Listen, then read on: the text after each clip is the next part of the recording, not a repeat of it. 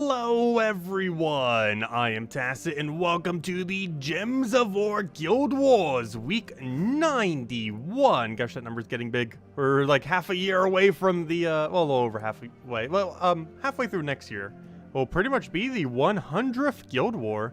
Definitely need to adjust the thumbnail by then because, gosh, that's gonna be a big number. But, yeah, we've had so many Guild Wars already. Of course, it happens once every month now instead of, in the past where it used to be once every week. Overall, the time frame for it's, pretty okay, compared to before. It's definitely a lot less annoying. I know in their other game of Puzzle Quest 3, having to do it, like, literally every single day is so absurdly annoying. And, yeah, I'm kind of glad Gems of War is not like that. It used to be back in the day where you had to do Guild Wars literally every single day, except for Monday, of course. But now it's just 6 days every month, pretty much, which isn't as bad. Of course, for Guild Wars, you just set unique defend teams to make sure that all 24 of those troops are unique. Also, wait, do I have overlap? Hold up, I have 21 different troops. I set one of these to be incorrect then. Defend, oh, Guild War Purple, hold up. Defend Purple. I was like, wait, that's not a full number. Where's my Defend Purple team? Aha, now it should be correct, right? Should update automatically? Let me go all the way out the menu just in case. Let me do that. Whoops. Okay, good. Now it's the full amount. There we go. Almost made a mistake there. I hate when I do that. I'm going to accidentally use the offense team instead of the defense team. Only did it once this time, though. But you want to make sure all 24 are unique so you get the full amount of points. You can tell if you don't, like we just saw there, if that number doesn't say 12,000. Just earlier, just said, what, 10,500, I believe it was, with 21 unique. So it was very easy to tell that we did not have the full amount of extra points. But yeah, you get an extra 2,000 points per day simply by making sure all your teams are different. And while you can't change the team that is currently already locked in or any of the past ones, you can change any of the future ones for the week. So we were able to just adjust that to make sure that they are all indeed unique to get the full amount of extra points per day, which is a pretty sizable amount, 2,000. You gain about 7,000 or so otherwise. So yeah, it makes a pretty big difference making sure all those unique. Aside from that, of course, we have to use pure color every single day. In this case, we have Brown Day today. I don't think we're going to be revamping any of our teams except for maybe the one Jar team. I'll probably be covering a video on Jar tomorrow. But as far as the Jar, I don't know. I don't feel like I'll use it for Red Day. Blue Day we'll definitely mess around with on. Though Blue Day I don't think it's till later in this week, isn't it? Yeah, Blue Day's not until Saturday. Yeah, Saturday. As far as when we have that rolling around. But anyways, hello everyone. Hello Mr. Hello Defiant. Hello Bill Warhammer. Hello Barbara. Hello Sushi Ninja. Hello Ricardo. Hello Cookie. Hello Roman. Hello Isabel. Hello Nightmare. And hello everyone else. Welcome, welcome, welcome, welcome. So, let's go and mess with this then. So we got Brown Guild War. Let's go do just that. Phoenicia still set over there. Also, if I'm not mistaken, Adventure Board was horrifically bad today. It's kind of unfortunate. Like so bad, I think all 3 tasks were kind of useless. Where on earth is Guild War Brown? There it is. So, yeah, we'll stick with this team. A little bit of a weirder one. I do want to go change our banner, however. Actually, a magic can end up working out pretty well. Not sure if we want... It depends. What were we up against? When if we actually want cleanse or not. 20% isn't as needed either in this battle, since everything else... the only thing that's getting benefit from 20% is Wild Queen. He has some stats effects, however, not enough to really bother going out of our way for. He's gonna silence us. He has like that convert thing.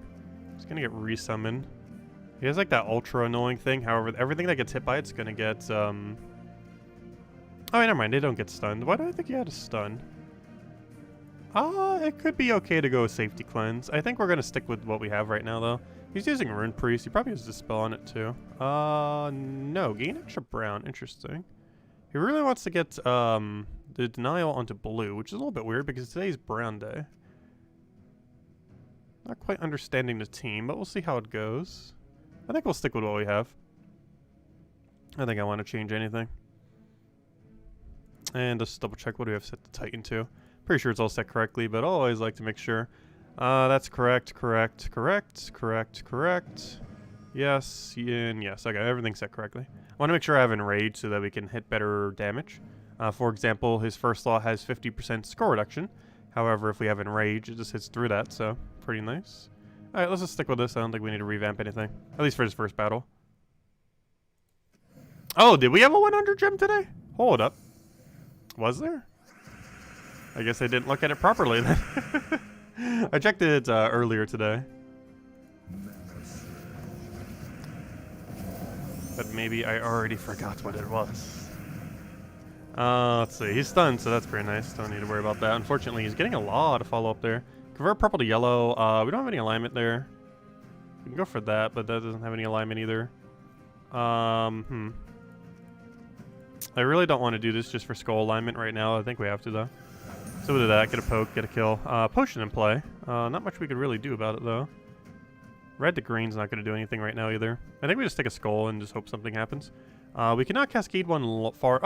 Actually. Is that an extra turn? No, the yellow's in the way. That one yellow right there. Right? Yeah, it's going to be in the way. Because I was going to say, we could take this down, but no, that doesn't actually give us an extra turn. If those double skulls were one lower and that yellow wasn't there, that actually would. Problem is it's going to give him an extra turn. Because that's going to go down by one, but then the skulls are going to be there, and then he's going to swipe that for an extra turn. We could always take this and take mana out of it. Because that regains this barrier. Oh, and it gives us extra turn there. That was an invisible sight too, I actually didn't see that. I saw the other aspect of it, I didn't realize the extra turn was just sitting there though. Okay, let's go for a mountain and then just win. That should give us an extra turn. Okay, unfortunately the purple potion did not get lucky for us. Though it did put some potions on the board. Does not actually give us alignment though. Nothing actually has alignment, but I think that's enough damage that he just dies anyways, isn't it? 51 plus the skull poke into enrage. Yeah, that's enough to kill. So he's dead. Oh, we got a potion at the end, which helps for a little bit extra mana accumulation.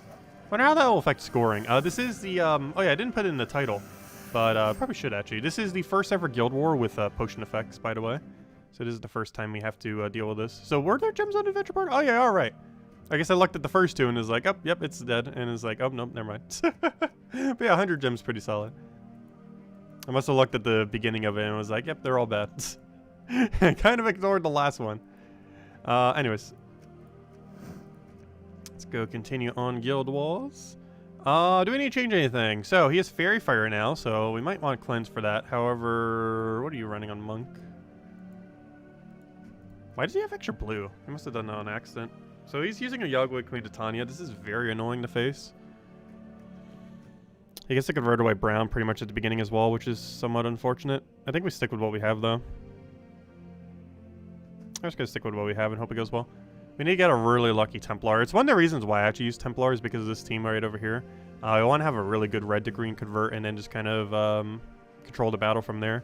The only issue is Summer's going to get a lot of value very quickly at the beginning of the battle. Luckily, his hammer's not upgraded, so that'll make this a little bit easier. But still kind of sketchy. Anyways, we'll take it, see what happens. Yeah, the color of what day it is does vary between platforms. Only PC mobile are consistent as to which day it is. Every other one is actually completely different. Okay, so there's a skull there. There's some other things we need. However, I should probably take this brown over because if he does go... Oh, no! I can't completely block it. Okay. I think we have to go for blue and just hope we get lucky. No, we didn't even get Surge! Ooh, that's really bad. We'll take a purple here. We are frozen on brown, so I have to mountain and just hope we get lucky. We're not frozen on yellow, however, so we'll take that. We'll throw down a mountain and hope something happens out of it. Not quite. Though luckily he did not get alignment from that, so that's good. We do not have purple to yellow convert. However, we do have green to skull, and I think we're going to have to go for it. However, before we do, I should probably deny every red from the board because we actually are not frozen on green. So we can go for this, get a nice convert, hopefully still have alignment. We better still have alignment. Luckily we do. So we'll go for a night. Actually, I almost want to go for Wild Queen here. Wild Queen's a lot riskier to go for here. Though if it lands, we pretty much auto-win. Though I could go for this and then into Wild Queen. It should still be fine. I want to make sure we get at least some guarantee value here before we go with anything too crazy. So we have to be careful. We are still frozen on brown. However, we're not frozen on anything else that's too relevant. Like I could take a blue here and just end up landing that skull there. We could take that red too, though I don't need it at the moment. Though it would deny him if nothing else. It would allow us to skull into a skull for guaranteed. So we will do that. So have to be really careful not to accidentally take an extra turn that we cannot extra turn for. But if I take this blue over, we're going to be fine to get an extra turn onto the skull there, get a double skull. We're not frozen on yellow, so I can grab that as well. And is that everything pretty much? We have a skull over there. That's not enough to kill. I must just want a Wild Queen here. Actually, do we have alignment? No, we do not. So I'll just take the skull here and then just kill him off of that. And that's match. And there we go. Oh, that was really smooth. That That battle went surprisingly smooth for Yagway Queen Titania counter. This one's converting straight into brown, which if he misses, we kind of just auto-win. A little bit of a weird team here. His weapon's not all the way maxed either. Null's going to be a bit annoying, but as long as we gain barrier, it shouldn't be too big a deal. Mistralis could be a factor, however. As long as we outpace the Null, we should be fine here. We'll keep with the exact same thing. He doesn't have anything too annoying, though. He does have freeze at start of battle on this, doesn't he? The other one ran that, too. If we get frozen on first lot, that's a bit problematic. However, we can normally just wait it out, especially if it's on Templar or something again. What did it end up going on to? Oh, yep, perfect, Templar. Nice. Okay, so he has green to brown. I kind of just want to take a blue here. Unfortunately, we're not going to have a convert for that, so I might just want to take a brown, actually. So we'll take a nice big brown. Unfortunately, it did not surge, so we do not have full mana, which is very problematic. He's going to have a green to brown here. He's going to get a little bit of value down there. Can't really stop it. I think we just take a yellow and just kind of go from there and see what he does. I don't want to accidentally give him cascade value there, so I'm actually going to take a blue here, even though he's denying my green, though it's still worth it, I believe. He's going to get a hammer down. Not much I could do about it, though. We're just going to have to let it happen. I do want to try taking this brown in a way that will ideally give him a skull option, though, yeah, there's a guarantee way to give him a skull over here. So I want to do this deliberately so we could bait out a skull since we have barrier. Unfortunately, he did not fall for the bait, though he still ended up taking the skull off the other cascade there. So we'll take a mountain here and just hope we get lucky, and from there we should just be able to win. Ideally, we'll get an extra turn from the blue thing or not. Blue potion not coming through. Honestly, we didn't get a single extra turn yet off of potion. We will eventually. I'm going to go steal his attack in case he wants to still go crazy. Luckily, he died there, so we don't have to worry about that. I can take a short triple skull here. I'm not sure if that's worth it, though. I believe it does kill hero, so I'm actually going to go for it.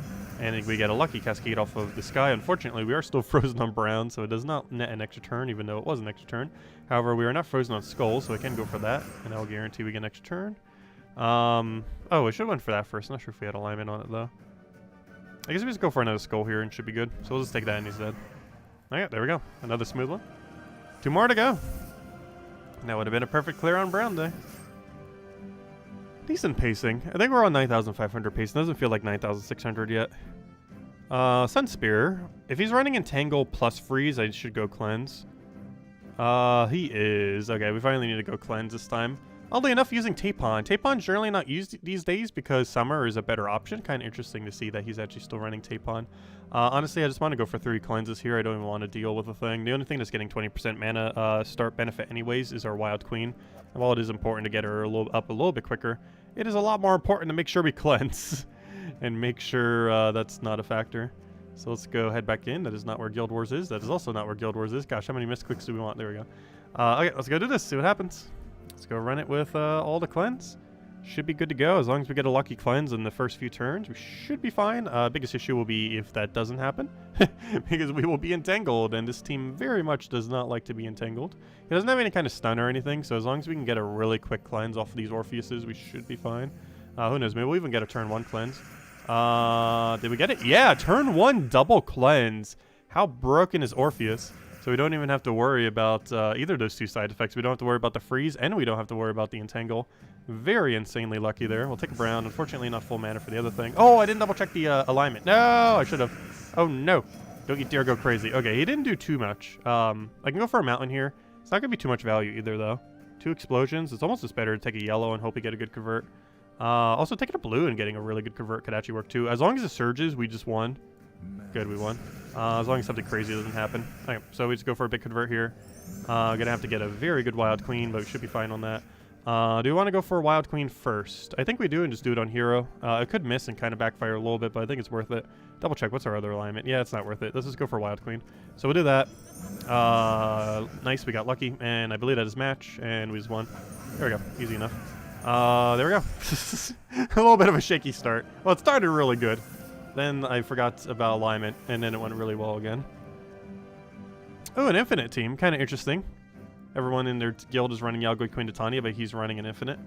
What does Steve have again? Hunter's Mark, infinite summons on top of those infinite summons. Random chances instantly kill you while doing infinite summons. Interesting. I guess our goal is just to kill it as quickly as possible. I am pretty sure is the whole premise here. Win within 3 turns or die. We could always go Frost Mage or something to make it a little bit easier. And kind of just include one of those or something into our team. Though, I think we're going to go for the win within 3 turns or lose method. I'm pretty sure is the route we're going to go. Because as long as we get a brown and then just get an explosion, or if we start with extra turn, we should be fine. Getting a good Templar could also end up working as long as we don't miss and just feed him all the greens. But we should be fine here. It really comes down to the starting board on if we won or not. We have not necessarily won. Okay, really bad starting board. I guess we take Blue Surge, and if that doesn't happen, then we are in trouble. Good. Ooh, a little bit of mana for him. We do have alignment here, though not enough to really get much done. Go for that Wild Queen. I'm going to have to go for this cast because not going for it is going to make us automatically lose. So we'll do that. We got really lucky there. We'll do it again. I got decently lucky again, and I think we pretty much just won. Yeah, we won. Okay. We did the we did the risky method, but it worked out. Is there any way I could try for Skull in any way, shape, or form from a Cascade while also taking a Skull? I do not believe so. Because if I take this down, there's no guarantee way we get a Skull. If I take this over, there's no guarantee way we get a Skull. They both have the same exact near zero chance of extra turning, in which case we need triple blue. If I take this Skull, we need triple blue, and if I take this Skull, we need triple blue. Which is even more unlikely with a Green Storm. Let's see. Which one do I want more? I don't want to accidentally give him a Skull extra turn there, so I'm going to take it this way. Just in case. And did he just give us the win? Oh no, I don't have enough damage. I don't have Enrage. Wait, I think we still take it though. It's not going to kill him, but now we won. Okay, there we go. Well then. Well, that's Brown Guild War. It might seem weird using Templar, but honestly, due to how much Yagoi Queen Titania... Oh, it is actually was on track for 9,600. Almost. Not quite. It's like the middle between the two. But, yeah, not bad. But yeah, Templar is not really that meta. It's probably one of the most off-meta things I actually use for Guild Wars out of, like, any team I have composed right now. But it is surprisingly good against Yagoi Queen Titania, and that's the main reason why I run it on Guild War Brown. Otherwise, I'm pretty sure a lot of people consider it a completely useless troop. I might be one of the last few people who bother using it. He used to be really meta with double Paladin or triple Paladin way back when. It was basically the Rowain of what Rowain is now, where you just, like, armor buff it and then it just goes crazy. Templar used to do that for Paladins. It's not really used much these days, but the main thing that makes it good is as a guarantee red to green convert. And the red is used a lot due to Yagoi Queen Titania on Brown Guild War, because there's two really good troops that convert brown to red, Tapon and Summer. And normally people use Summer. You did see a Tapon used there though as well. But they're both really common because they empower from brown to red. And it basically counters that by converting all those reds to green. Then Wild Queen just goes crazy and then you win. That's pretty much the premise here. One other thing that makes this actually viable is he has Link into himself. So you notice we're not giving him any +1 because it's not needed, because he gives himself a +1 off a Warder Link. So you don't actually have to use your banner to give him a +1, which is kind of convenient. But, yeah, it works. It works. Oh, also, it counts as a knight, which is beneficial because we're using Surquat and Hadley to half mana start it.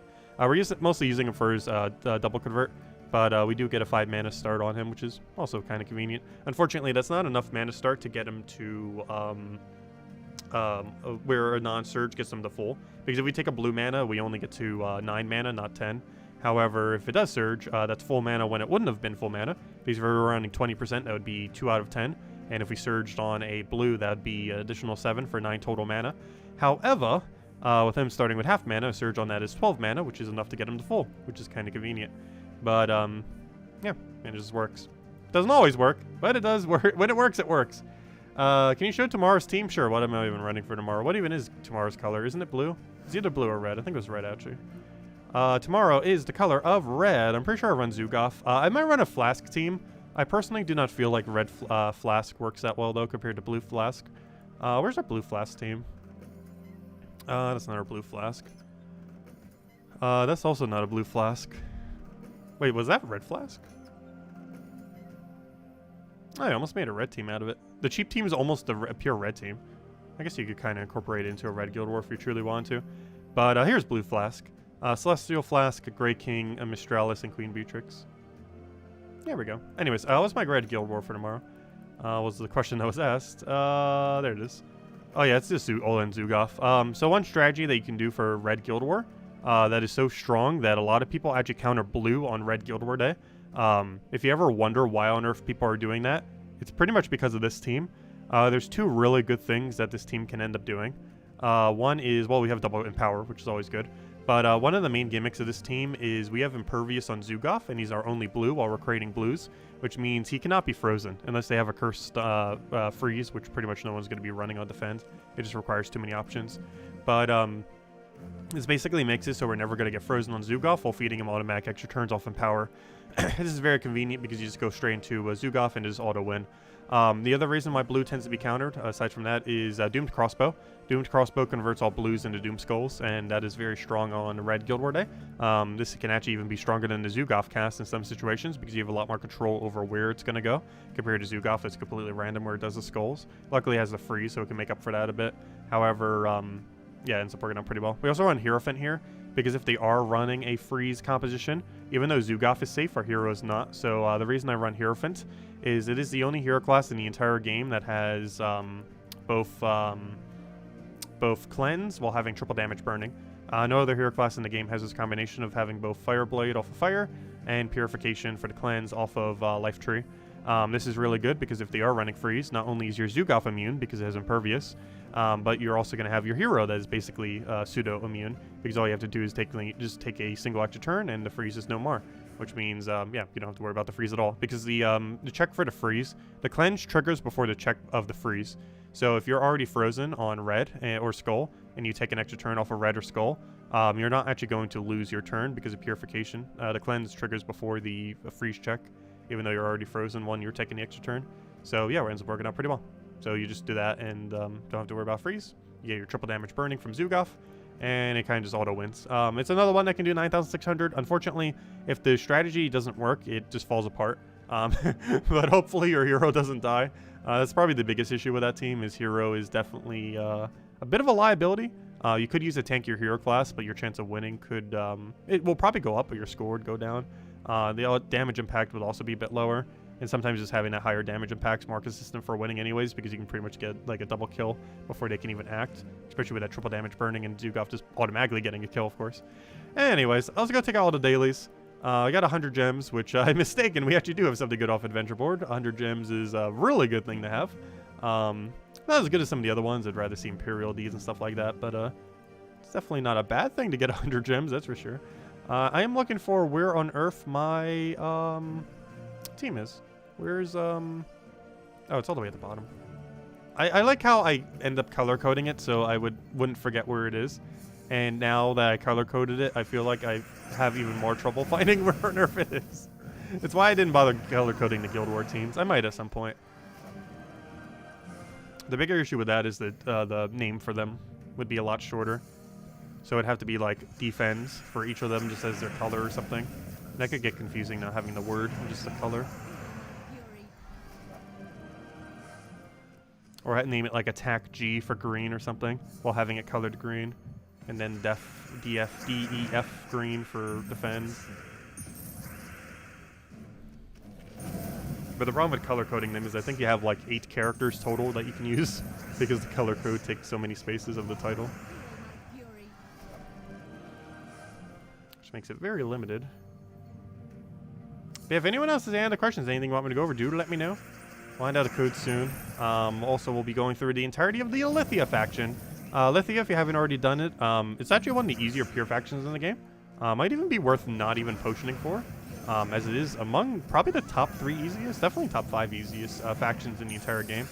Main reason why it is so easy is mostly due to the magic steal. So basically, the first and final battle are extremely magic dependent. And you could basically just destroy all their magic before they get the opportunity to cast, and then just auto-win. Because as long as you start getting the magic advantage before they start doing anything, you just win. Because they need magic to do anything, and you also need magic to do anything, but as long as you disable their magic before they do to you, you kind of just win. It's basically a whole battle of who can drain the other person's magic first. And given that you get the first turn, and the AI is not going to take mana as efficiently, you can normally just outpace the AI when it comes to Illithia faction, and just constantly have a lead. Even if you're starting at like 1/4 their magic, it is still possible to outpace their magic. Especially if you get really lucky and get a magic steal into a magic gain. Because the legend from that place gives magic, or it takes magic from the enemy and gives a random stat to all allies based on how much magic was stolen. And one of those random stats, of course, includes magic. So you can basically just straight up steal their magic and convert it into your magic for your entire team, which is exceedingly strong when that ends up happening. There's 2 different ways you can run it too. I should do it on Monday. But you can run it with a Illithian Colossus, Hive Mind, and double Illithian. The other strategy is to go double Hive Mind. I personally find it to be a little bit better to go double of the Epic, just because you have more damage option. However, it is technically safer to go double Hive Mind. It can be a little bit harder to go through the in-between battles, but the first and final battle are easier with double Hive Mind. It's just slower because of Illithian not being upgraded as much. If you're doing it with potions, you definitely want to go down this route. If you're not doing it with potions, you might want to consider double Hive Mind if you feel like you need a safer option. Can you answer your favorite team today in the Delve? Wait, what?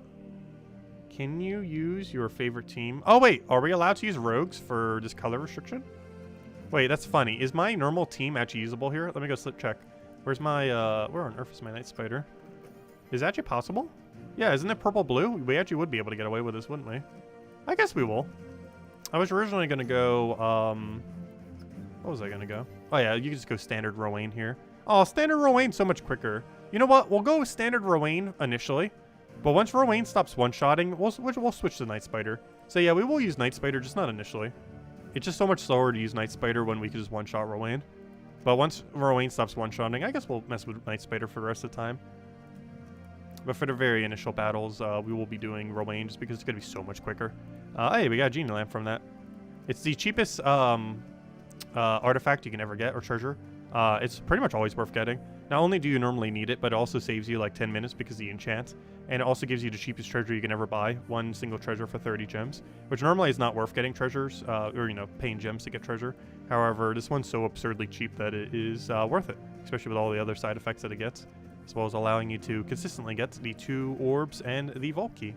Which is nice. Also, hello, Mr. Jesse! Welcome. Okay, so we'll start with Rowan. Oh, we already have a Rowan set here. Well, I'm going to go set it to a different Rowan. I'm just making it our Skio shield there. But, yeah, we'll run initially with Rowan, and then we'll switch into Night Spider, because we actually are allowed to use Night Spider here, as William mentioned. So we will use Night Spider later, but it just doesn't make any sense to while we can quick kill them. So once Night Spider stops, or once this stops one-shotting, we'll switch to Night Spider for the rest of the time. Night Spider will still be a little bit slower here. It's not the quickest of teams. The biggest issue with it is there's a lot of startup. It has basically infinite damage once it gets started up, but the initial startup can be a bit of a liability. Also, one funny thing about this place is you have so many options to go to get to the final room. If you're doing rush methods for this place, you have so many ways to actually get to the final room. Though, of course, we're doing every single room so that we can get to all of the points.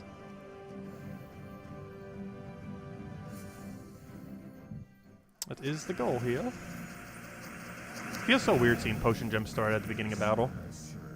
Because I could have sworn, didn't we not have lycanthropy gems start at the beginning of battle? Like, they came from the sky pretty commonly, but I couldn't recall anything ever starting with it. Like, you know, a starting board with it. Whereas these potion gems, you sometimes see 1 or 2 potions at the beginning of a battle. I don't think I've ever seen 3, though. But 1 or 2, it happens. Like, the previous battle, we just had 2. That one, we just had 1. A little fire potion there. But overall, honestly, I've been enjoying the potion effects. Or not the potion effects, but, you know, the potions on the board. They actually make the game slightly quicker in a lot of situations because the mana burst that you get. It's a lot more likely you'll be able to utilize it than the AI, especially since the AI doesn't even seem to prioritize it either. Which might just be an oversight on their part to have not coded it, though it's also a benefit to us because it makes things easier. If the AI is not going to specifically try going for it. Like, it doesn't have a priority like it kind of does with skulls, where it tries to prioritize skulls, but it doesn't have one that properly does it for potions. Like, you would think if there's like a match where they could take the potion, it would try to prioritize taking that potion. However, it doesn't actually do that. Like, for example, I'm just gonna do this as an example. He probably won't take that yellow right there. Like you saw, he took the gem that could have, and he doesn't even take the yellow. He had every opportunity to take it. He even took literally the exact gem that could have. He just didn't take it in the right direction. But as you can see, he doesn't prioritize taking the potion. Despite it having every opportunity to do so. That was pretty funny, though. For a second, I thought it was going to do it. And then it's like, nope, it went the other direction. Because it took the right gem to swipe. It just didn't swipe it the right way. Almost proved myself immediately wrong, but that's pretty funny. Scared me for a moment. Hello, Logic Slayer. Welcome. Because the AI almost functioned correctly. That's unheard of. Though they did say they've deliberately made the AI not good at times, just to make sure that the player isn't at as much of a disadvantage. Because the AI for this game actually used to be better in the past. So good that they actually had to nerf it. Like, they can make the AI actually pretty solid. It's just they've had a lot of complaints about it in the past, so they've actually dumbified it quite a bit. They've also made it so we'll deliberately miss extra turns and stuff occasionally, like players do. Because back in the day, they used to 100% consistently take every single extra turn. Which normally still does happen even today, but they will occasionally deliberately not take an extra turn sometimes. Whereas before, they would 100% consistently always go for it, among many other things. The one thing that the AI actually is stronger on these days, it doesn't always get skull baited. While it is likely you can still skull bait the AI, it is not guaranteed anymore. They made it a lot less predictable on if it will or will not get baited by skulls. Which actually makes it stronger because generally you want to be able to bait skulls. Like right there, he actually did go for the skulls there. He also actually went for the Doom Skull instead of missing it. Oddly enough, I believe the AI does prioritize Doom Skulls correctly. Though I don't think it has ever prioritized any of the power gems correctly. But it does normally take Doom Skull when it's possible that it could take a Doom Skull instead of a normal skull. But it doesn't do that for power gems for whatever reason. Also, I'm not sure if it worked properly with Uber Doom Skulls. We haven't ever really had them around enough to really know. Uber Doom Skulls, we really need something that can create Uber Doom Skulls. It seems like a mechanic that barely even exists. Does anyone have the team for Tacit's Rogue team? Yes. It's right over here.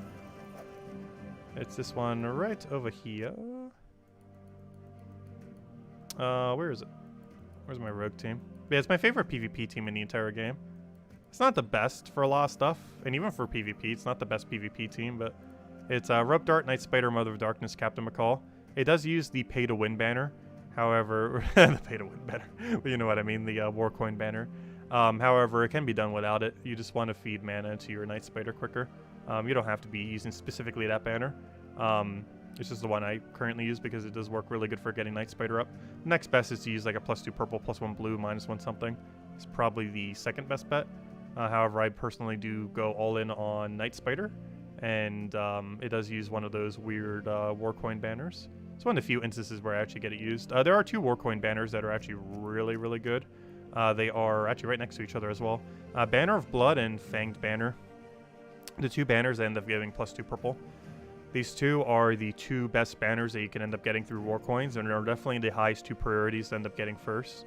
Which one you get before the other is really just dependent on which one you want to go for. However, these are definitely the 2 I would consider getting before any of the other warband banners. They're definitely highest priority.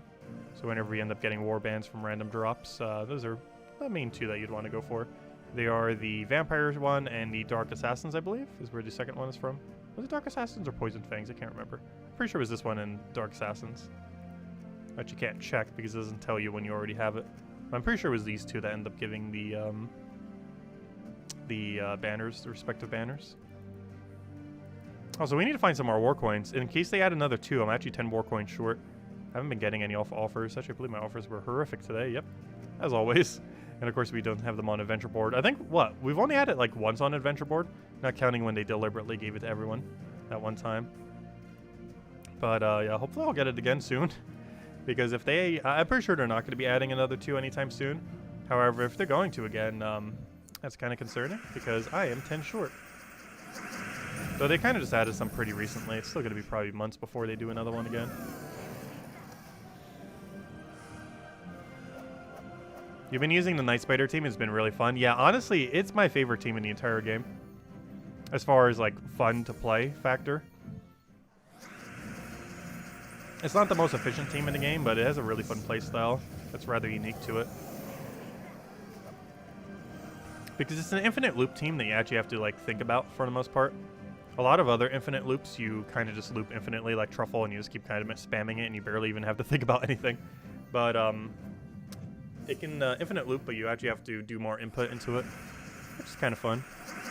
It also has a lot of really interesting control options since you're spamming Rope Dart so frequently.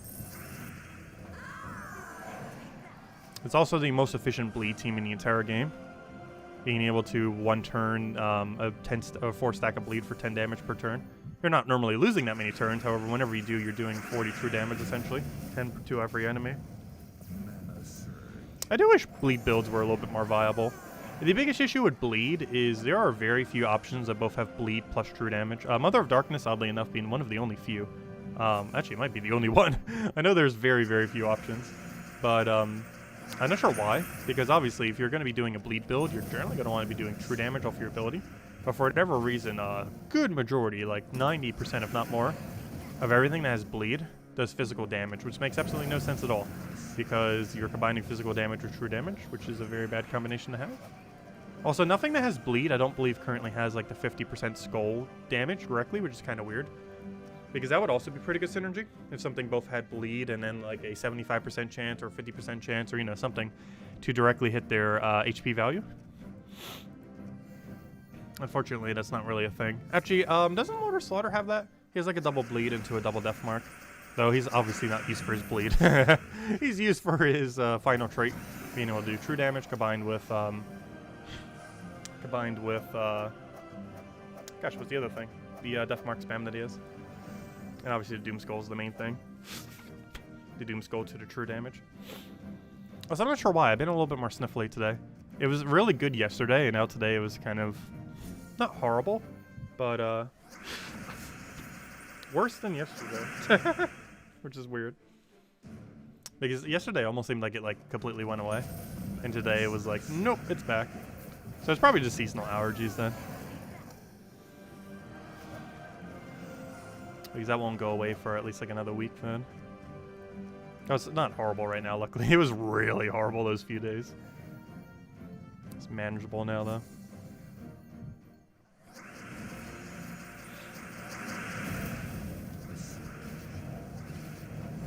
Yeah, Rowan's still at one-shot range. We will go to switch to Night Spider for at least one set of rounds.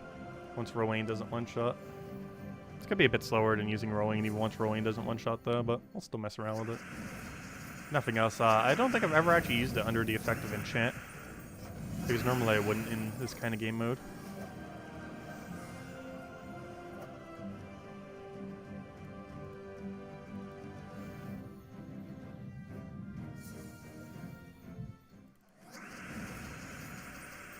Guys with the red, might as well just explode everything though.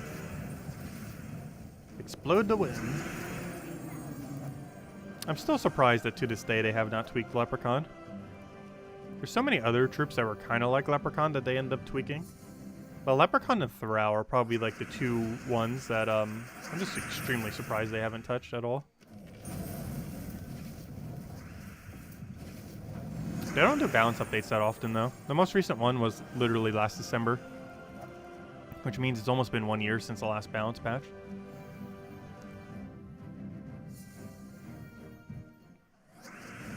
Something they very rarely do. Which is kind of surprising, because back in the day, they used to actually balance like every single update. And now it's like maybe once a year? It's not even guaranteed to be once a year. Like this year we haven't had it a single time. Within the last year, but specifically 2021, we haven't seen a single revamp to it. Yeah, at least my voice sounds normal again, so that's good. For our commentary on everything. Didn't have time today to go record a video. I might try doing it tonight. I want to definitely cover the Flask next. It would make sense to cover Iron Gut, however, we can wait all the way to the weekend for that. As long as we do it on by like Saturday or so. And then the only other thing was, what? Flask. Wait, what was the other one? There was a third. I actually forget now. There's Flask. Oh, yeah, I was going to cover Duskbringer. Well, technically, Duskbringer doesn't really need a video. I'm not sure. How many people... Actually, let me go make a poll for that right now. We'll do it on this stream. Let me go make a poll. How many people just got Duskbringer this week because you're playing free-to-play? Let's see. Or even just in general. Let's see. Did you get a Duskbringer weapon this week? Now that it is... see that it is craftable free to play. Or did you already have it?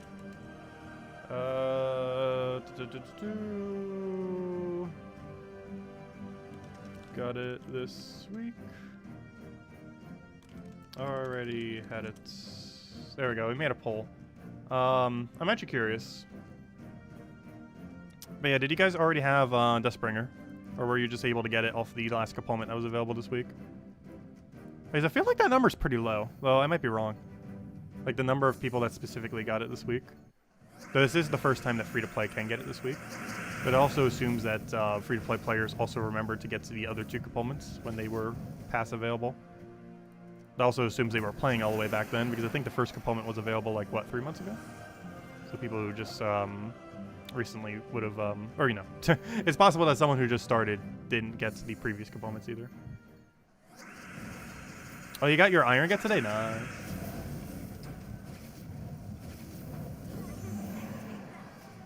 Let's see, what's the poll coming out to right now? Got it this week already. Ah, it's actually about 50-50, surprisingly. Interesting. Now it's changing slightly. But that's a lot closer to 50-50 than I thought it would be. Like, I already knew that already had it would be higher. But, yeah, just got it this week's actually pretty high. Yeah, so I might cover a video on it. Overall, it's a pretty underwhelming weapon, though. Like, you almost probably never see me using it. Like, I don't think we've even used it in the last month. Dawnbringer is just so much better. I use Dawnbringer almost every week, but I don't even touch Duskbringer. It's just so much better using Dawnbringer. Even though it's a easier weapon to get. Which is kind of funny. It kind of reminds me of Hatter and Skrull. Those 2 alternative forms of it. The one that's easier to get is actually stronger than the one that's harder to get. Like, the one that just became available this week for free-to-play due to the moon is weaker than the one that has been available for a while. The Hatter Ascendant. The one that does the Doom Skull convert into additional Doom Skulls. It's kind of funny because the weapons are actually the exact same way. The Duskbringer weapon is better than Dawnbringer. I mean, the Dawnbringer better is... The Dawnbringer weapon is better than Duskbringer, despite Duskbringer being harder to obtain.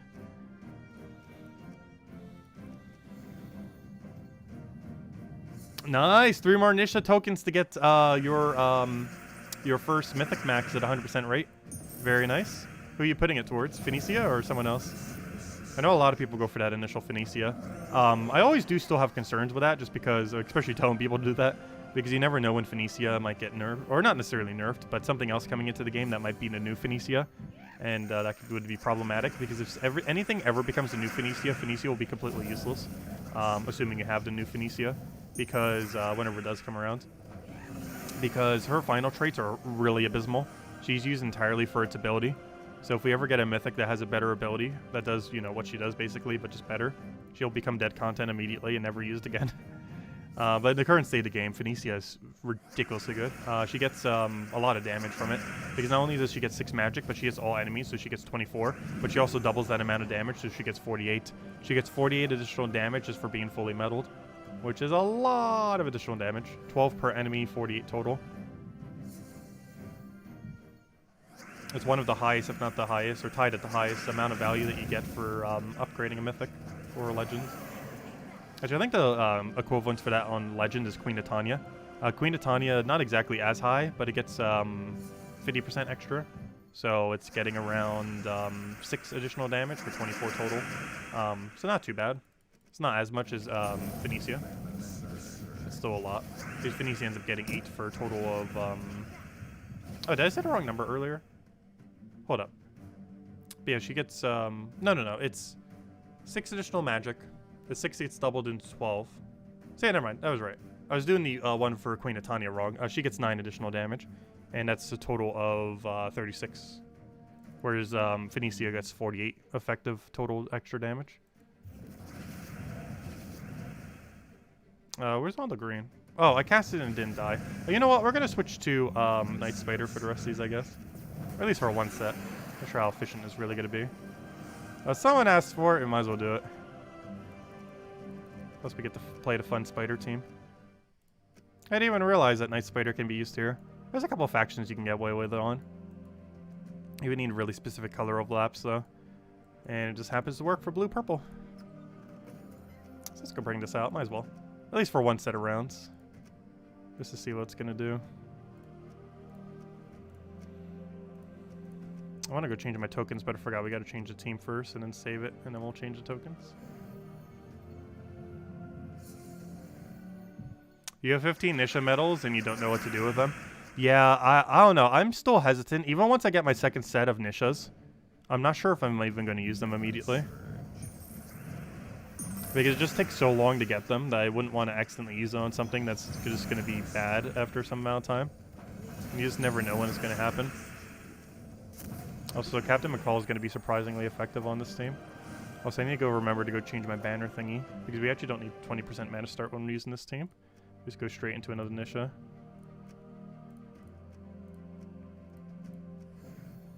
Not sure if that 4 damage is really going to make much of a difference, but since this is a very true damage-based team, it might make a bit of a difference. Alright, so right off the bat, we want to go for all that mana. Luckily, Enchant coming through to give us full mana without even having to wait a turn. That's pretty nice and convenient. Then we kill that out, get a double kill there. How much damage are you doing? 78. Feels weird seeing this be so high, but because we're in a faction, so everything's higher as far as how much damage output we do. Yeah, this isn't bad for running this faction.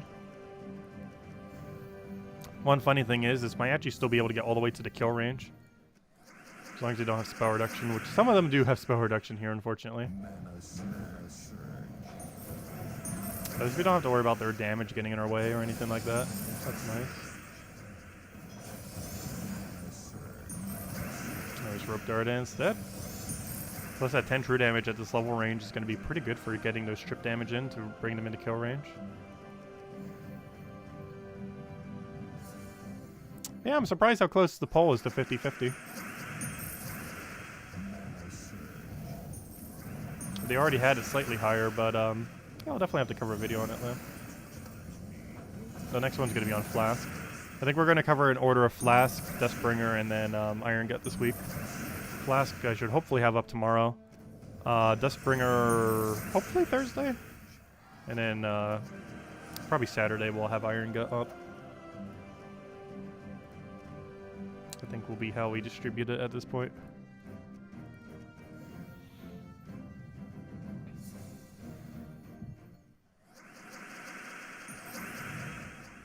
That reminds me, some people were asking about it earlier. Not sure what day that actually falls. The 1 year mark of us playing Fall Guys. I was gonna go do a stream for it that day. Might be a little bit of a shorter stream though, or at least relative to how long we normally do those streams. But I can't remember if that was actually tomorrow or Thursday. We might just do it on Thursday regardless. It just works better for my schedule because I have things I need to do tomorrow. Unrelated to the channel. I gotta double check real quick. We're probably doing it on Thursday regardless, but I actually want to see what the official day would have been. The actual 1 year anniversary of the game already happened though. But the 1 year anniversary of us playing the game is on one of those 2 days. What's the easiest way to check this? I guess if we go to the achievements, the easiest way would be to check where the easiest achievement was earned. On what day that was done on. Let's see. Wait, this page doesn't tell me when the date was. Wait, what? I always thought it had a thing for it. I am confused. Wait, I think you might have to go through the other way. Hold up. What's the other way of getting there? Hold up. I know there's a way to check. I think it's this page. Oh, that's the Gems of War ones. Yeah, that shows you the date. Yep, that's the right one. Aha! Oh yeah, it was August 26th, wasn't it? Ah, it was the night of August 26th. Theoretically, it was almost August 27th. So yeah, it was Thursday. Okay, perfect. That works much better for my schedule. But yeah, that's the 1 year mark of when we started playing the game. Okay, for the other game. So yeah, we'll do it on Thursday then.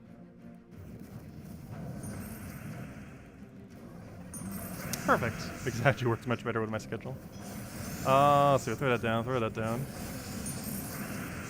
I should probably just throw McCall there. I think that would have been enough damage. And he's dead. What about the next Darkest Dungeon stream? We might do that this weekend. I think we will do that this weekend. Actually, I think we're going to be completing the game this weekend too. Because I've been playing a little bit here and there off stream. And I think we have enough progress that we could actually try to attempt to finish out the game next stream. That we do it. So this weekend we'll probably try finishing it. If not Saturday, definitely Sunday, but I think we can finish it on Saturday. And make that our weekend stream thing.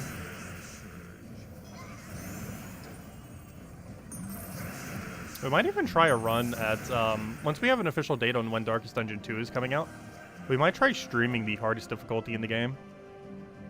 Seeing if we can get that done.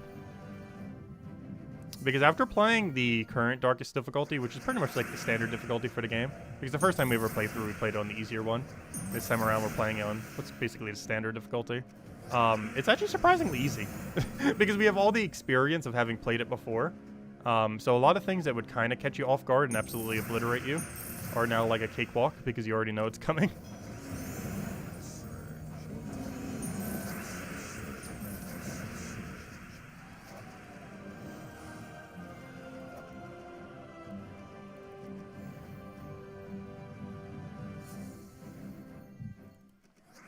What do we even take here?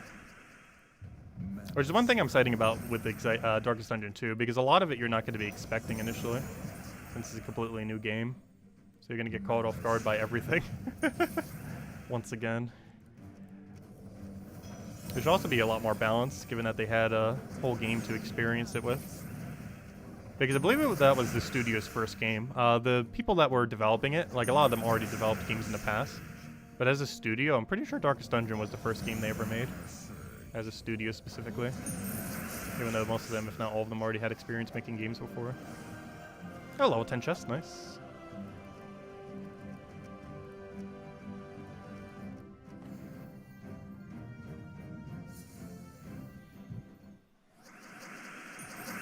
I probably should have taken the top blue first. That would have been an instance kind of like Treasure Hunt, where it's better to take the top 5 times before you take the bottom one. Fail. Should have used Treasure Hunt methodology there. Also, this team is actually going surprisingly well for this level range. I was not expecting it to actually kill this quickly. The enchant really makes a difference. I've never played this team with enchant on it, because, you know, normally where you use it, you wouldn't have access to enchant.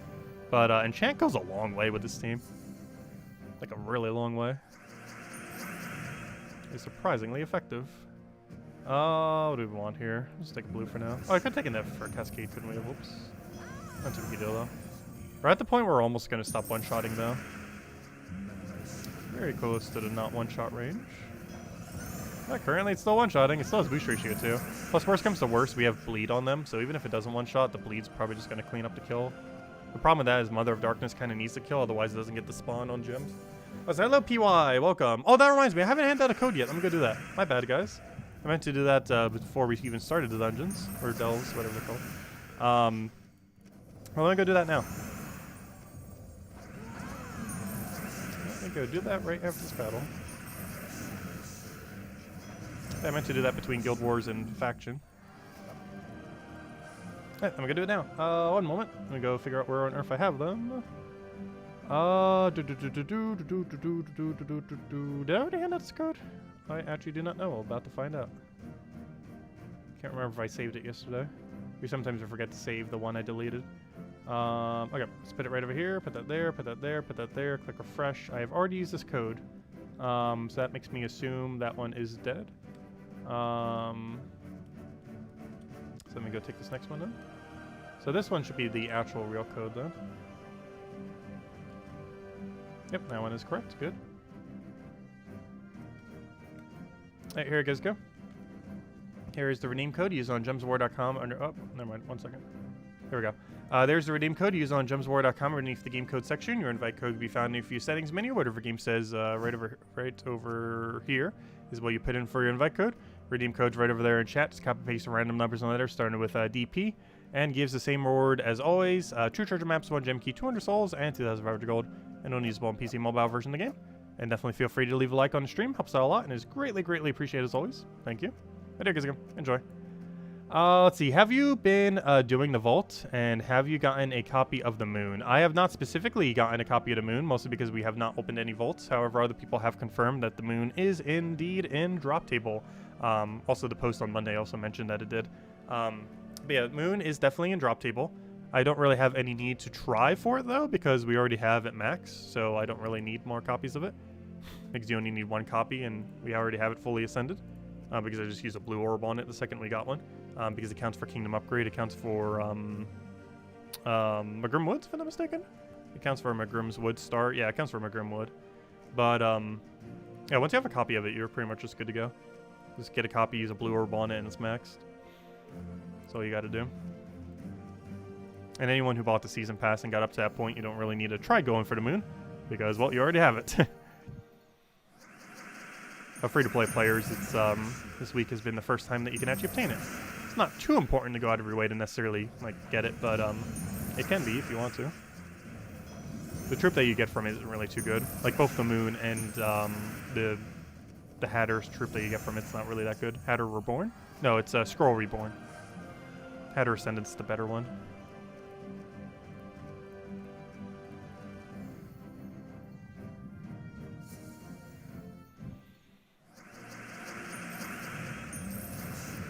Yeah, its drop rate's pretty rare. You could open 100 Vault Keys and still not get it. Actually, you could open 100 Vault Keys and literally get 0 of the tarot card troops. It's definitely possible. You can also get lucky and get a few. Though it can also be considered unlucky, because if you're getting the tarot cards when you already have them maxed, it's basically as bad as getting in a Cedric. But yeah, they can really block up the drop table a little bit. Luckily, they're rare enough that they don't really block the drop table that much. But it also means it's somewhat hard to actually obtain them, because they're a bit rare in the drop table. So it's both a benefit and not a benefit. I just wish it would take it out of the drop table once you have like 4 copies of it maxed or something. Similar to how they do for other drop tables within the game. And by other drop tables, I mostly just mean the seal keys. It's one of the few drop tables in the game that's actually really good, and I really, really wish they would do it for Vault Keys. Vault Keys really need a revamp to how they work. But I feel like they're not really going to do it because there's like a billion Vault Keys coming into the game now. So they have very little incentive to try to buff Vault Keys. There's very little need for them to do so. So they might just keep it how it is now. But I really wish once you have any of the drops within the drop table of a Vault Key, whenever you have it fully maxed out, the 4 copies, or Mythic 4 copies, I wish it would stop dropping. It does for seal keys, however, it doesn't do that for vaults. So even if you have 100 copies of Cedric fully maxed, it will still keep dropping you Cedric, even though you do not need it. Also, that's not an exaggeration either. I think we have like 80-something Cedrics. That's not an exaggeration when I say 100 copies. I'm pretty sure there's people with even more than that. I currently have 94 Cedrics. 94 Cedrics, which means we found over 100. I just don't currently have over 100. Oh no, that means we found 99 of them then. Because we need 5 copies to max them. So I found 99 Cedrics so far. I have 94. So I'm only 1 Cedric off of having gotten 100 Cedrics. Which are all completely useless drops. That if they revamp the drop table could completely avoid.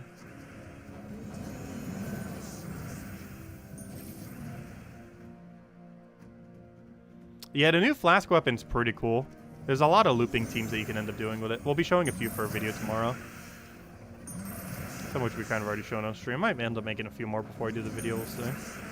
But, let's go with what we already have. There's a lot of things that you could do with it. It'd be hard to try to cover literally all of them just because there's a lot of really interesting interactions that it has. A lot of which have probably not even been fully realized yet, because the weapon's only been out for a few days. It's going to take another few weeks before a meta really forms for it. It's going to be a really strong weapon. I'm not sure if I'm going to say it's top 20 or not. It's definitely top 20. I'm not sure if I'm going to say it's top 10 though. It's definitely really high up there. The biggest concern with it is how random it is. But if you're using a viable option for every color, it doesn't necessarily matter too much. Don't let them nerf Gap again. We'll find out. If they don't nerf Nomapalooza next Nomapalooza, I have a feeling they're going to stop nerfing Nomapalooza. Though if they nerf Nomapalooza next Nomapalooza, then I hope they actually say, like, hey, this is the final nerf we're actually doing. Because if they don't, that's going to be, like the amount of backlash that's going to occur.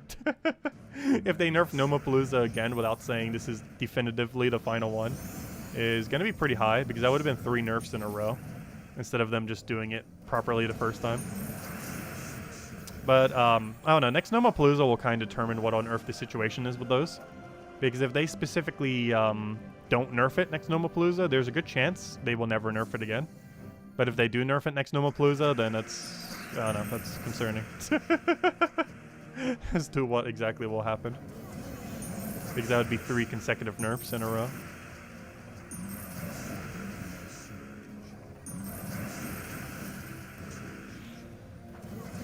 Yeah, we'll find out next Nomapalooza, which is in about 1 month from today. I believe it's 26th of... no, I keep saying that. It's actually the 24th, exactly 1 month today.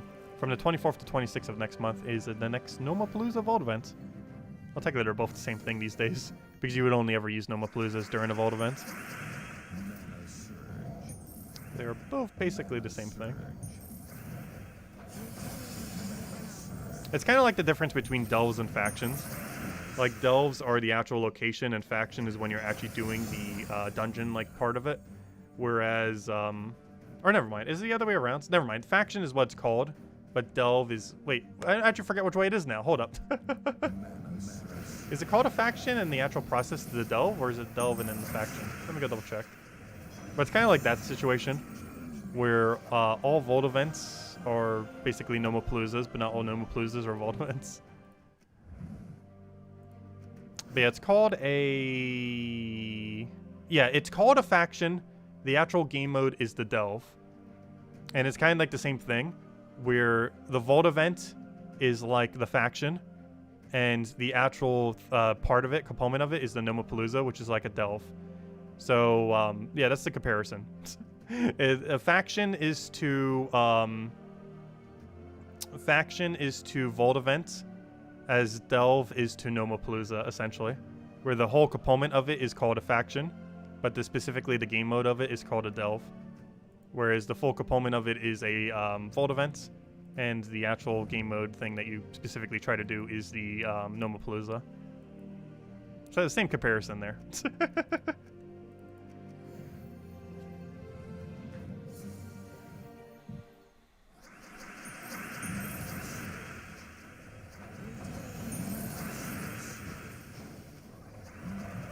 Hello, Bushka! Welcome. It sounds like an SAT question.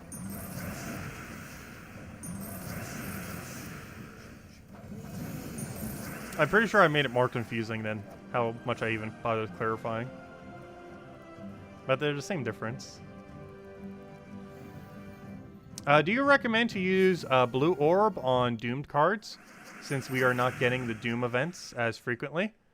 For the final level, yes. For every level prior, not really. It is always worth upgrading a Doom from Legendary to Mythic by using a Blue Orb. Doing both the Epic and the Legend level, not necessarily as good. But the final level from Legend to Mythic is definitely worth it. I think I did that for every single one of my Doom cards, even when it was more frequent. So you can kind of make the judgment call if you will do it for the final 2 levels or just the very last final level. You definitely want to do it for at least the very final level, because the amount of copies you would need, it saves you 100. So it's definitely worth doing it there. It's questionable if you do it prior to that, though. I would definitely not spend more than 2 Blue Orbs to max it, in which case you would do Epic to Legend and then Legend to Mythic. Personally, I feel like only Legend to Mythic is worth it. However, it is infrequent enough that you could theoretically go for both. The only problem with that is they might buff it to be more frequent at some point, at which point that would be a little bit of a waste of 6 Blue Orbs.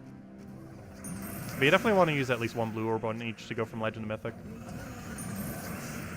The one that's questionable is if you go from Epic to Legend or not with a blue. It depends how badly you want it maxed. Like, if it's blocking you on stars, it could maybe be worth it. But unless you actively need that upgrade, I wouldn't really bother double Blue Orbing one from Epic to Legend and Legend to Mythic. It's just a bit too many resources. Also, it definitely isn't worth using it at any point prior to that. Epic to Legend is the lowest you would ever do it at. With Legend to Mythic, of course, being the more ideal one. Oh, I did do that. I could have killed Cedric. Actually, still can. Never mind. Oh, that worked out perfectly. Honestly, this team is surprisingly good at doing low-level delves. Like, I am actually exceedingly surprised by how good this is. Just do Rowan kill for the initial ones, and then just Mother of Darkness for the rest. This is going insanely well for this event. I never expected it to be so well. It will fall off, though. Once it stops one-shotting, it's going to fall off like crazy. Luckily, it's still at the point where I can kind of get away with that. Even right there, we couldn't get the one-shot. But for this other one, we can. But, yeah, while it's still in one-shot range, it's actually pretty good still. Not that bad at all. And then it decides to bleed, doesn't even matter what we do. I can literally just pass my turn and it dies.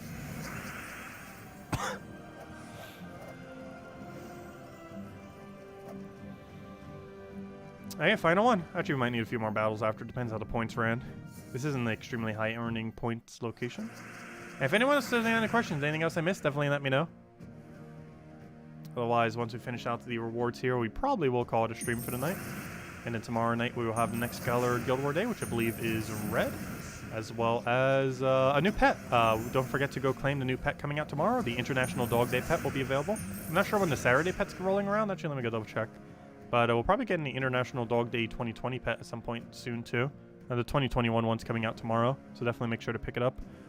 It's fully cosmetic, but always good to have more pets. This is pretty cute. Why am I going here? I meant to go to Terran's World. If I could spell. Oh, gosh, why do I always spell this incorrectly the first time I type it in? There we go. I'm looking for weekly event spoilers, and I'm looking for pet, and I'm looking for one that falls on Saturday. That's not a Saturday. There it is. Puppy Pirate. What was this handed out for? Yeah, International... Oh, no, Talk Like a Pirate Day 2019. You end up getting on September 22nd. That's not the one I'm looking for, though. Do we get the International Dog Day one on a Saturday? Spells... What's this one? Yes, we do.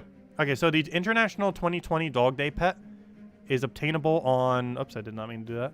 Is obtainable on... Oops, I didn't mean to do that. Why is it not doing it correctly? There we go. So it is available on September 4th.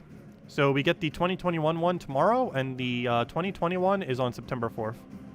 So mark your calendar if you don't want to forget. So if you log in every day, you'll probably notice anyways. But September 4th is when you get the 2021 if you didn't get it last year.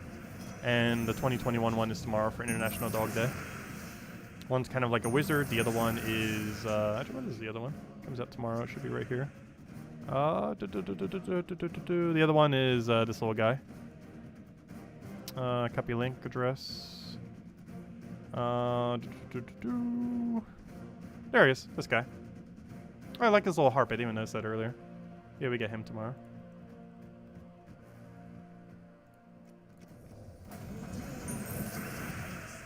Is that enough to kill?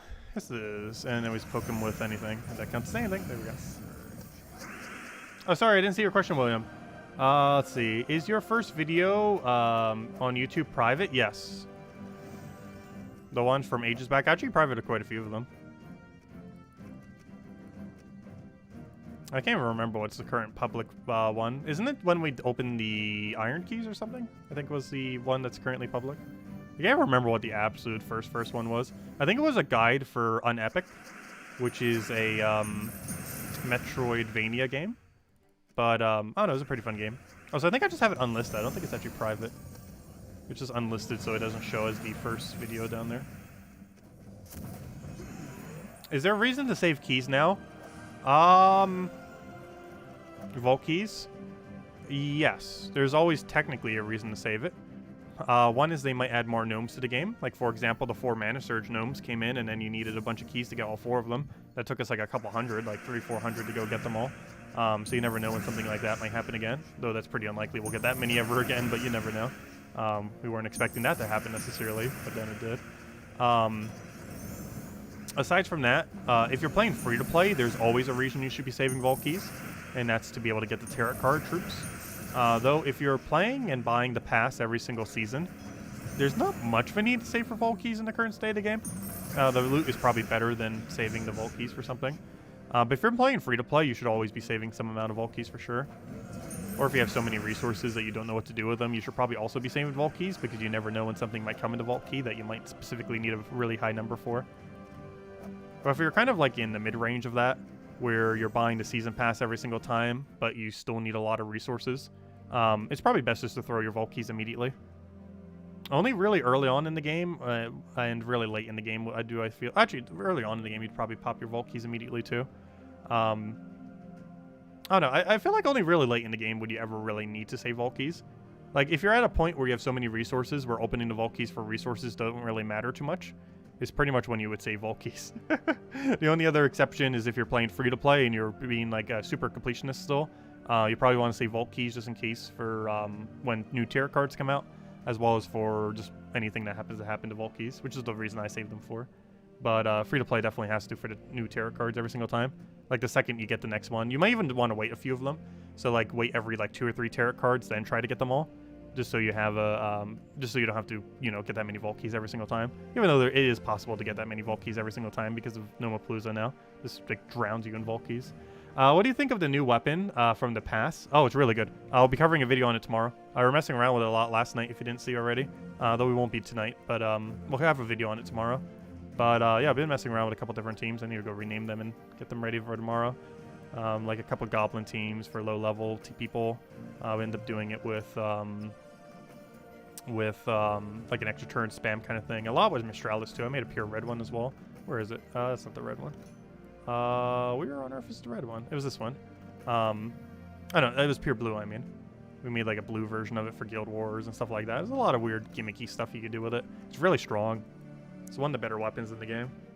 It reminds me a lot of Rope Dart, though I still feel like Rope Dart's better than it. But they both do, you know, different objectives. They just both happen to have the automatic extra turn. Anyways, guys, I'm going to be calling it a night for now. Is there any other question I missed? Let me just double check. Let's see. Are you saving your vault keys for... I already answered that. Let's see. You may have a comment. Can you check to see if I did? Let's see. Seems like your question was overlooked. What question was it? William, what was your question? Follow-up question to the previous question. You may have made a comment. Oh, wait, never mind. Did I already read that? I'm not sure what you're referring to. I am not sure what your previous question on your question was. I answered the one about the video thing. Not sure what your follow-up was on it. Let's see. I don't see it. But about the first video, we already answered that. But yeah, it's I believe it's unlisted currently.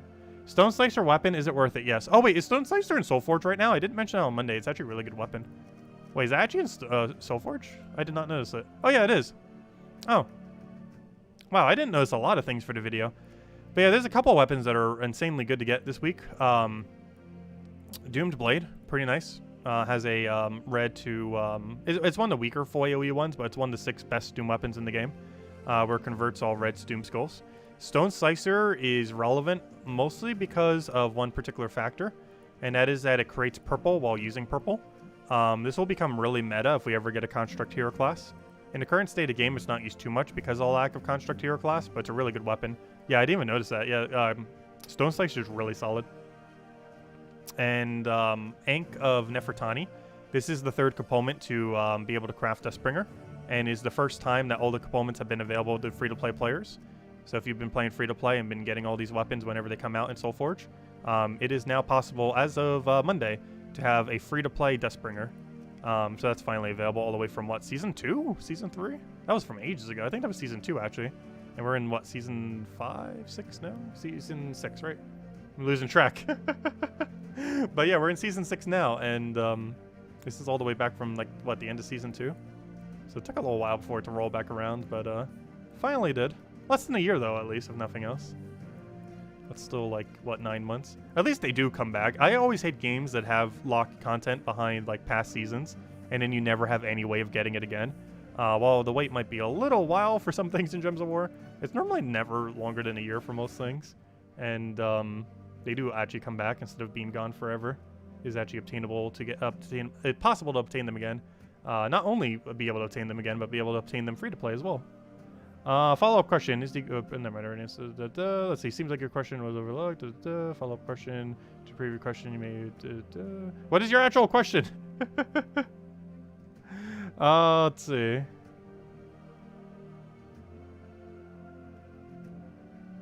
Let's see. Oh wait, was the video that you end up doing on is now private? Interesting. Oh, you know what? I think YouTube made all videos after a certain point private that were like unlisted before or something. Oh, I might need to go look at that. They had a little post on that. I didn't think it was relevant for anything, but I forgot some of my videos all the way back then were probably long enough back that that's probably the case. So yeah, YouTube did something like that, I think in the last couple days actually, where all videos that were once unlisted are now private after a certain point for privacy reasons. So I guess there was some kind of law or something in that regard where they had to change it. But yeah, now all videos after a certain point that were at one point unlisted were automatically made private unless you manually go and make them unlisted again. So I might need to go check that later. But yeah, YouTube just did that recently. They had a warning thingy on the page for quite some time. I didn't really think it was too relevant, but yeah, it probably did that recently. Any news about the new class? Are we getting a new class? We should be at some point. When? I have no clue. But yes, we will be getting new hero classes at some point soon, TM, who knows when. Bill wants to know if he commented in your first stream. First stream or first video? Is that what he's asking? As far as first video, I'm not sure if he did. Because our very, very first video wasn't even Gems of War related. In which case, pretty much no one ended up commenting on it. I think it was just a guide for something. But, I think our first video that we have up currently is the key video. And as far as our very, very first one that was Gems of War related, wasn't it also the key video? I'm pretty sure it was. Because even though there's some videos before, I'm pretty sure the first Gems of War related one was the key one. But the first video we ever really consider as the one where it started the channel was when we started doing it every single week, which was the first event video, ages back. That on our 5-year anniversary we ended up going over as well. That video from ages back. But, I don't know. I don't think it did. But I'll need to go check later. But anyways, guys, I'm going to be heading out for now. I hope you all have a wonderful, wonderful week. We will be back tomorrow night, same time as always, hour and a half prior to now tomorrow, as we do every single night. Tomorrow we'll be doing Red Guild War Day. And we'll be messing with the new pet, getting that. Probably wearing it, maybe do a little outfit for it. As we always do. I like changing the outfits to match the pets. It's fun. I just wish there was a lot more cosmetic options, but there are very, very few in the game. But anyways, guys, thank you so much for stopping by. Enjoy your week. See you guys soon. And thank you so much for watching. Always greatly appreciated. Nice talking to you guys every single day. And definitely makes my day.